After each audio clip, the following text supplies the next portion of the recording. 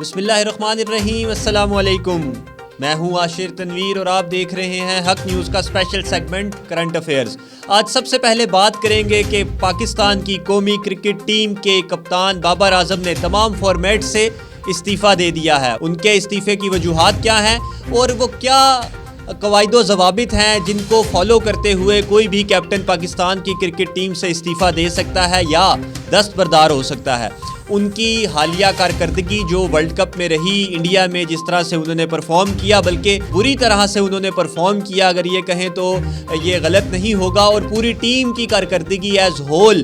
0/0 رہی۔ ہم کوئی بہتر پرفارمنس نہیں دے سکے۔ کم بیک کی باتیں کی جا رہی تھی، وہ کم بیک بھی نہیں ہو سکا۔ بہت مشکل اوورآل پاکستان کی ٹیم کے لیے حالات رہے، اور خبریں یہی آ رہی تھی، PCB کے حوالے سے بھی یہی بات چل رہی تھی کہ جیسے ہی کپتان بابر اعظم واپس آئیں گے تو ان سے استعفیٰ لے لیا جائے گا یا وہ خود سرنڈر کر دیں، مطلب کہ وہ خود سے اپنا استعفیٰ پیش کر دیں۔ تو بڑی نیوز یہی ہے کہ انہوں نے خود سے ہی استعفیٰ دے دیا تمام فارمیٹ سے۔ وہ کہتے ہیں میں اس کام کے لیے موزوں نہیں ہوں اور میں آگے اس کپتانی کو جاری نہیں رکھ سکتا۔ اب یہاں پر سوال یہ اٹھتا ہے کہ بابر اعظم نہیں تو کون پاکستان کی قومی کرکٹ ٹیم کی کپتانی کا اہل ہے؟ جو اسکواڈ جو ساتھ گیا تھا ان میں سے کوئی شخصیت یا کوئی کرکٹر ایسا ہے جو اس کپتانی کو سنبھال سکے، یا پھر ایک نیا بورڈ، ایک نیا چیف سلیکٹر اور ایک نئے سسٹم کے ساتھ چیزیں آگے چلے گی؟ کیونکہ بہت سے جو پرانے کرکٹرز ہیں، جو سابقہ ٹیسٹ کرکٹرز ہیں پاکستان کے، ان سب کا کہنا یہی ہے کہ پاکستان کی کرکٹ ٹیم کا جو اسکیجول ہے،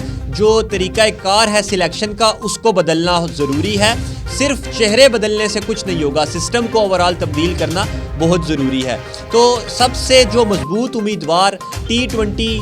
ورلڈ کپ جو اگلے سال ہونے والا ہے اس کے اب نظر آ رہے ہیں بابر اعظم کے بعد، وہ ہیں شاہین شاہ افریدی۔ جی ہاں، شاہین شاہ افریدی اب سب سے موزوں امیدوار ہیں اور سب سے مضبوط امیدوار ہیں کیپٹنسی کے لیے پاکستانی T20 ورلڈ کپ کی ٹیم کے، اور اوورآل بھی T20 کی جو ٹیم بنے گی اس کو اب شاہین شاہ افریدی ہی دیکھیں گے۔ اس کے ساتھ ساتھ شان مسعود صاحب ایک مضبوط کینڈیڈیٹ ہیں کرکٹ ٹیم کی کپتانی کے لیے۔ اب دیکھنا یہ ہوگا کہ یہ اوورآل جو ہماری ون ڈے کی کرکٹ ٹیم ہے اس کا صحرا کس کے سر سجے گا، اس کی کپتانی کا صحرا کس کے سر سجے گا، اور آنے والے ٹائم میں ہمارا سلیکٹر کون ہوگا، اور چیزوں کا آپ کہہ لیں کہ بہترین طریقے سے ریگولرائز دوبارہ سے کیا جائے گا یا نہیں کیا جائے گا، یا ان چیزوں کو چینج کیا جائے گا، اس سسٹم کو چینج کیا جائے گا، اس سلیکشن سسٹم کو چینج کیا جائے گا۔ آفٹر آل کیونکہ اس سسٹم سے نکل کر جو لوگ سامنے آ رہے ہیں وہ بہتر پرفارم نہیں کر پا رہے۔ اب بات کریں گے تھوڑا سا سیاسی حوالے سے۔ پاکستان میں جو سیاسی حالات بنتے جا رہے ہیں، کیونکہ الیکشن کا ماحول ہے، ہر کسی کی کوشش ہے کہ وہ زیادہ سے زیادہ کینڈیڈیٹس کو اپنے ساتھ جوڑ لے، اپنی پارٹی پوزیشن کو بہتر کرے، تمام صوبوں میں جو بہتر طریقے سے آپ کہہ لیں کہ بہتر طریقے سے پرفارم کرے گا، اپنے ساتھ لوگوں کو ملائے گا، بہتر سسٹم بنائے گا، بہتر طریقے سے ویل ایکوائر ہو کے میدان میں جائے گا، وہی الیکشن نکال سکتا ہے، وہی کامیاب ہوگا۔ تمام سیاسی جماعتوں کی فردن اگر بات کریں تو اس وقت جو سب سے زیادہ آپ کہہ لیں فیورٹ سیاسی جماعت ہے لوگوں کی اور انویسٹرز کی شمولیت کے حوالے سے، وہ پاکستان مسلم لیگ نون اور میاں محمد نواز شریف کی واپسی کے بعد سے یہ عمل بہت تیزی سے جاری ہے۔ اب سوال یہاں پر یہ اٹھتا ہے کہ پاکستان مسلم لیگ نون کے جو قائد ہیں، جو نواز شریف صاحب ہیں، وہ کیا دوبارہ سے وہی غلطیاں دہرائیں گے جو انہوں نے 2013 میں دہرائی، یا 2008 میں انہوں نے جو غلطیاں کی انہی غلطیوں کو دہرائیں گے، یا پھر سچے اور مخلص لوگوں کے ساتھ آگے بڑھیں گے؟ آپ کو یاد ہوگا کہ پاکستان مسلم لیگ نون میں جو 2013 میں لوگ شامل ہوئے تھے، وہی لوگ 2018 میں پاکستان تحریک انصاف میں چلے گئے، اور انہوں نے نواز شریف کی حکومت کو گرا دیا اور ایک نئی حکومت وجود میں آئی، اور پھر وہی لوگ پاکستان تحریک انصاف کو بھی خیر بات کہہ گئے۔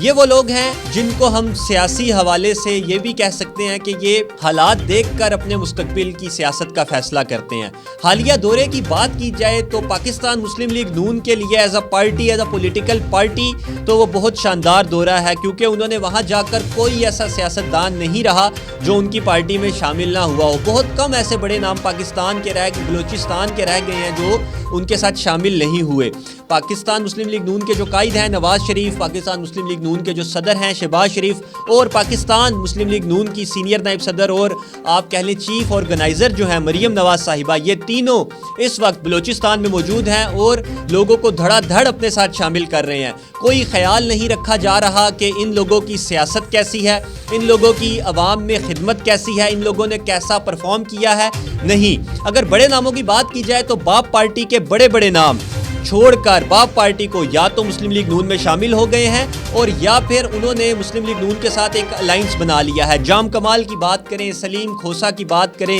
رباب بلیدی کی بات کریں، نور محمد دمڑ کی بات کریں یا سردار مسعود کی بات کریں، اس طرح کے بہت بڑے بڑے نام بلوچستان کے مسلم لیگ نون میں شامل ہو گئے ہیں اور اگلی حکومت بنانے کے لیے مسلم لیگ نون اپنے آپ کو تیار کر رہی ہے، بلوچستان میں بھی اور مرکز میں بھی، کیونکہ جتنے زیادہ number of votes, number of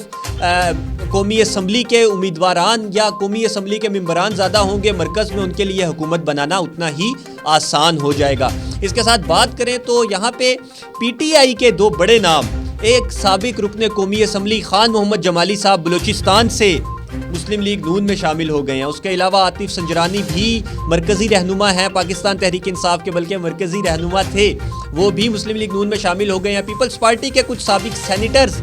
known league کے ساتھ شامل ہو گئے ہیں۔ اب پیپلز پارٹی تنقید کی سیاست کر رہی ہے کیونکہ مسلم لیگ نون سندھ میں بھی انٹر ہو گئی ہے، سندھ میں جا کر انہوں نے ایم کیو ایم کے ساتھ اتحاد کیا ہے۔ سننے میں یہی آ رہا ہے کہ مسلم لیگ نون فنکشنل کے ساتھ بھی ان کے معاملات طے پا جائیں گے، جی ڈی اے کے ساتھ بھی ان کے معاملات طے پا جائیں گے۔ نواز شریف چاروں طرف سے لوگوں کو ایکوائر کر رہے ہیں، اپنے ساتھ ملا رہے ہیں اور ایک بہترین سیاسی حکمت عملی کو لے کر چل رہے ہیں۔ لیکن کیا یہ سیاسی حکمت عملی اخلاقی طور پر بھی اتنی ہی صحیح ہے؟ کیونکہ جب باپ پارٹی کے لوگوں نے پیپلز پارٹی کے سینٹ الیکشن میں امیدوار کو ووٹ دیے تھے تو یہی مسلم لیگ نون تھی جنہوں نے پیپلز پارٹی پر یہ الزام لگایا اور ان کو آڑے ہاتھوں لیا کہ آپ نے باپ پارٹی کو اپنا باپ بنا لیا۔ تو پیپلز پارٹی کی طرف سے بھی جو سارے تیر ہیں، سارے کمانوں کے تیروں کے رخ وہ نواز شریف اور مسلم لیگ نون کی طرف ہو گئے ہیں، اور وہ ایک حد تک صحیح بھی ہے کیونکہ نواز شریف کوئی جگہ نہیں چھوڑ رہے، کوئی ایک سٹیٹس کو نہیں مینٹین کیا،